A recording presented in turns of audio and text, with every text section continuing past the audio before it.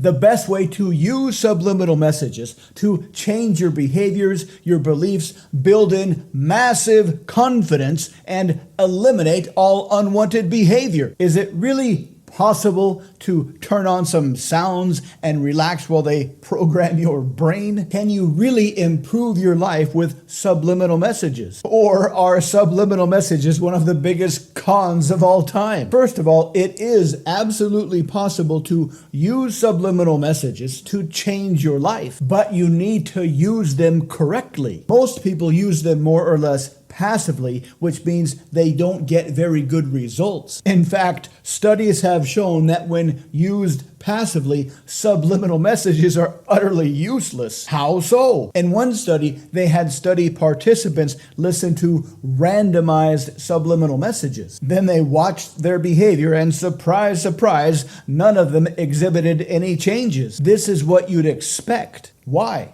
Because to do a proper study, the study has to be double blind, meaning that the participants wouldn't be allowed to know what the statements were in the subliminal messages that they were listening to. This is passive listening to the extreme, to listen and not even know what the messages are. At the very least, you need to know what the statements are in the subliminal messages that you are listening to. But is that enough? It's a start, but you can do much better. Here are some basic suggestions to get the most out of your subliminal listening. First of all, create a very clear picture in mind of what you'd like to have happen as a result of the subliminal messages.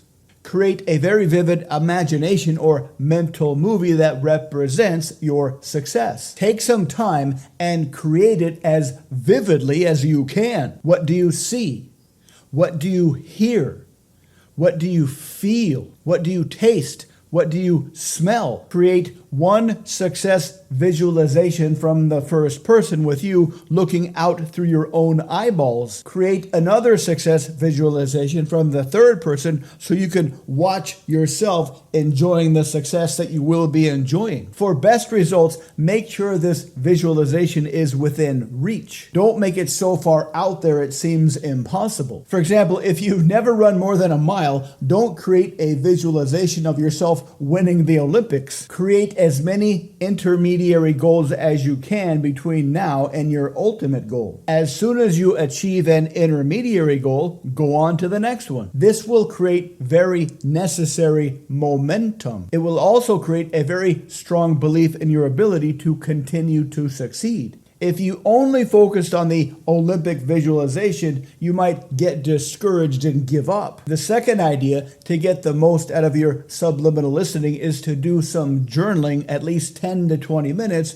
per day. Write down any observations of anything that represents success towards your goal. This will help you to see things that you might have otherwise missed. If you miss any evidence of forward progress, you might mistakenly believe you're not making forward progress and you might give up. This will also help you to kind of recalibrate your confirmation bias. You'll begin to actively see things that represent evidence of forward momentum. When you combine this with daily listening while you intensely focus on your mental movie, this will significantly accelerate your progress. The third and final step is to actively participate in your forward momentum. Don't expect this to be a passive process. While it's tempting to hope that all you need to do is listen to the subliminals and wait around for magic to happen, the more you actively participate in the process, the quicker the results will come. So how do you participate? This will come from another journaling technique. The previous journaling technique was to purposely find evidence of any success. This will recalibrate your confirmation bias. This second journaling technique is an open-minded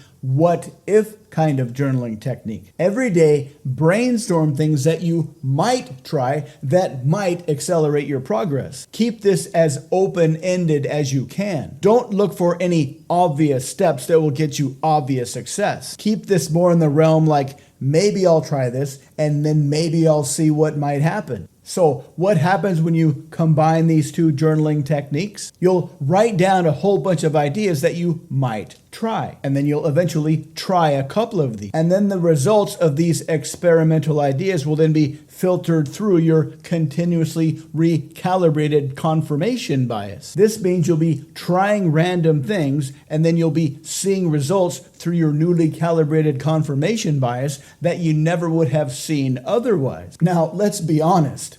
This is a lot of work. Daily listening, coming up with a vivid visualization, focusing on that vivid visualization while you're listening, the 2 different journaling techniques, trying new things on a daily basis. This will certainly take some time and some dedication and some persistence. But consider what you are getting. Consider what your life could be like in a year from now. Imagine all the things you can accomplish if you practice these ideas consistently. Sure, it's a great imagination to believe you can be deliver the goods from the magic fairy godmother of the universe without any effort on your part. But a life worth living requires effort, dedication, self-awareness, and consistency. And when you feel the real accomplishment of having built your life through your own efforts, your life and all the good stuff in it will be 1,000 times more satisfying. Thanks for watching. Please subscribe, like, and comment.